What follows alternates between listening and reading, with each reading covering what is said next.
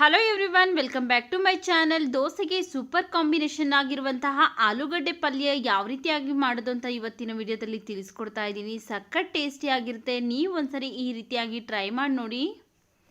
ಇಲ್ಲಿ ಒಂದು ಪ್ಯಾನ್ ಬಿಸಿಗಿಟ್ಟೋದಕ್ಕೆ ನಾನು 2 ಟೇಬಲ್ ಸ್ಪೂನ್ ಆಗೋಷ್ಟು ಎಣ್ಣೆ ಹಾಕ್ಕೊಳ್ತಾ ಇದ್ದೀನಿ. ಎಣ್ಣೆ ಬಿಸಿ ಆದಮೇಲೆ ಒಂದು ಅರ್ಧ ಸ್ಪೂನ್ ಸಾಸಿವೆ ಎಲ್ಲ ಸಿಡಿದ ನಂತರ ಇದಕ್ಕೆ ಹಸಿ ಕರಿಬೇವಿನ ಸೊಪ್ಪು ಸ್ವಲ್ಪ ಹಾಕ್ಕೊಳ್ತಾ ಇದ್ದೀನಿ.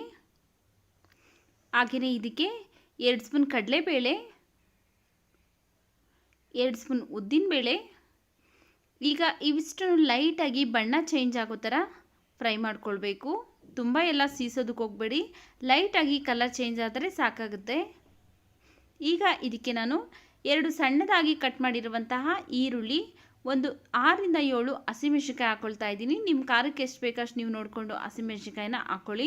ನಾನು ತೊಗೊಂಡಿರುವಂಥ ಹಸಿಮೆಣಸಿನಕಾಯಲ್ಲಿ ಸ್ವಲ್ಪ ಖಾರ ಕಡಿಮೆ ಇದೆ, ಆದ್ದರಿಂದ ಒಂದು ಸ್ವಲ್ಪ ಜಾಸ್ತಿ ಹಾಕ್ಕೊಂಡಿದ್ದೀನಿ. ನೀವು ತಗೊಂಡಿರುವಂಥ ಹಸಿಮೆಣಸಿನಕಾಯಿನ ಖಾರ ನೋಡಿಕೊಂಡು ನೀವು ಹಾಕ್ಕೊಳ್ಳಿ.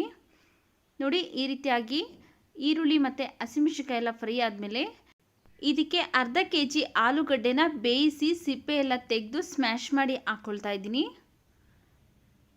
ಹಾಗೆಯೇ ಒಂದು 1/4 ಸ್ಪೂನ್ ಆಗುವಷ್ಟು ಅರಿಶಿನ ಪುಡಿ. ಈಗ ಇದಕ್ಕೇನೆ ರುಚಿಗೆ ತಕ್ಕಷ್ಟು ಉಪ್ಪನ್ನ ಹಾಕ್ಕೊಳ್ಬೇಕು.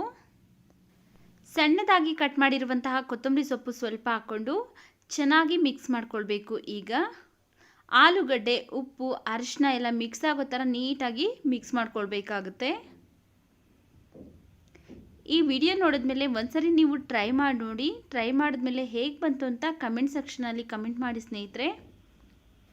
ನೀವೇನಾದರೂ ಫಸ್ಟ್ ಟೈಮ್ ನಮ್ಮ ಚಾನಲ್ಗೆ ವಿಸಿಟ್ ಮಾಡಿದರೆ ಪ್ಲೀಸ್ ನಮ್ಮ ಚಾನಲ್ಗೆ ಸಬ್ಸ್ಕ್ರೈಬ್ ಮಾಡಿಕೊಂಡು ಸಪೋರ್ಟ್ ಮಾಡಿ.